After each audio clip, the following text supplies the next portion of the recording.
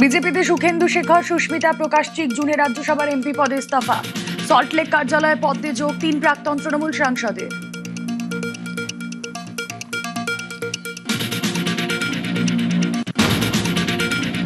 জুনে পদত্যাগ, জুলাইয়ে পদে সুখেন্দু শেখর, সুস্মিতা প্রকাশচিকের ইস্তফায় ফাঁকা রাজ্যসভার 3 আসন। এবার বিজেপির প্রার্থী 24 তারিখ নির্বাচনে জয় নিশ্চিত।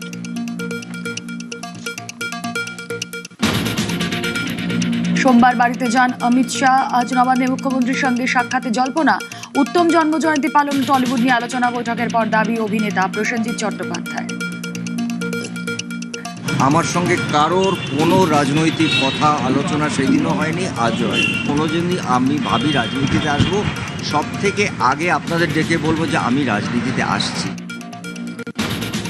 বারুইপুর এনকাউন্টার, প্রভাস মণ্ডলের পিঠে 2টি গুলি লেগে ফোড়। একটি বেরোয় পেট দিয়ে, আর একটি পাঁজরের নিচ থেকে, উল্লেখ ময়নাতদন্ত রিপোর্টে।